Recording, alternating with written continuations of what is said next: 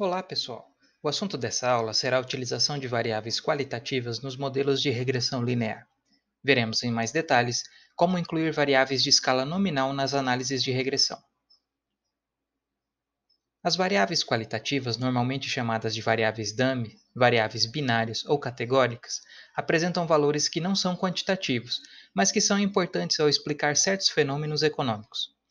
Geralmente, usamos a letra D para se referir a uma variável qualitativa. Exemplos incluem o gênero, a etnia, a filiação sindical, localização, escalas de avaliação, entre outros. Voltemos ao exemplo do salário por hora.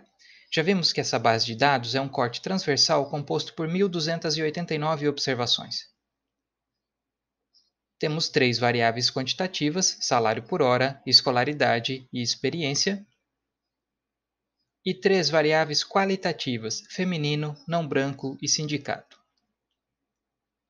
Observe agora que as nossas variáveis qualitativas assumem valor 0 ou 1.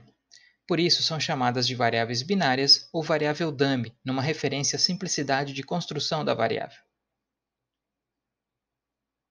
O coeficiente da variável binária indica sempre a diferença média existente da categoria 1 para a categoria de comparação, que recebe valor 0. O modelo de regressão que estimamos para explicar o salário por hora incluía as variáveis feminino, não branco e sindicato. Como nossas variáveis apresentavam apenas duas categorias cada, podemos incluir apenas uma variável dummy para cada uma. Sempre incluímos uma variável a menos que o número de categorias, devido à presença do intercepto. Caso contrário, isso causaria um problema de correlação linear perfeita e não seria possível obter as estimativas dos coeficientes.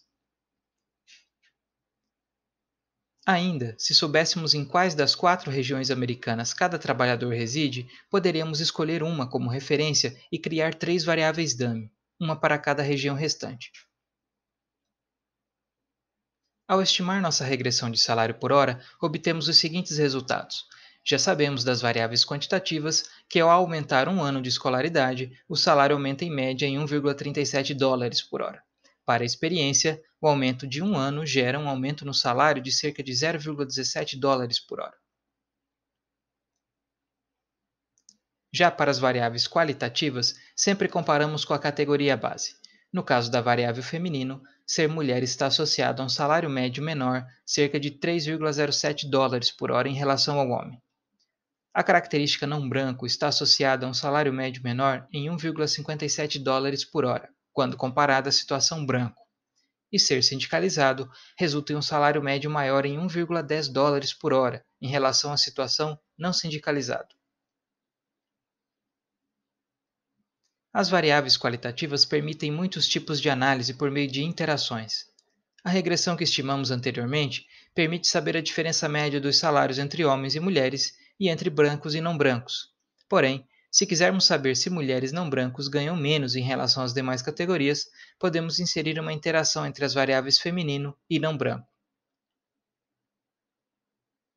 O coeficiente da interação entre as variáveis qualitativas deve ser somado ao do feminino e ao do não branco, para obter a diferença do valor do salário médio da mulher não branca em relação aos demais. Essa operação resulta em um valor para o salário médio inferior em 4,30 dólares por hora em relação às demais categorias. Como o coeficiente angular da interação é não significativo, ou seja, estatisticamente igual a zero, podemos concluir que a diferença de salário é maior ainda.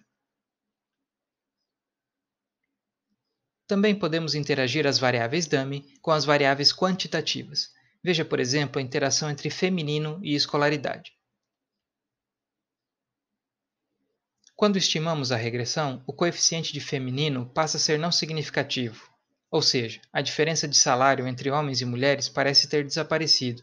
Acontece que ela se revela agora no coeficiente da interação entre feminino e escolaridade. Um ano a mais de escolaridade provoca agora um aumento médio no salário de 1,49 dólares por hora. No entanto, esse retorno é menor 0,27 dólares por ano de escolaridade para as mulheres. Até agora, não nos atentamos a isso, mas a conhecida teoria do capital humano sugere a forma funcional log-lin para a equação dos salários. Essa forma funcional é conhecida nessa literatura como a equação de salários de Mincer, uma vez que esse autor foi o primeiro a sugeri-la. Podemos ver o porquê nos histogramas da variável salário e do logaritmo da variável salário. O salário por hora apresenta uma simetria à direita, que é corrigida, pelo menos em parte, quando usamos o logaritmo. Da unidade 2, sabemos que a interpretação do modelo Log-Lean é a semi-elasticidade. Por exemplo, o coeficiente da variável escolaridade indica que a cada ano adicional de estudo, o salário por hora aumenta em média 10%.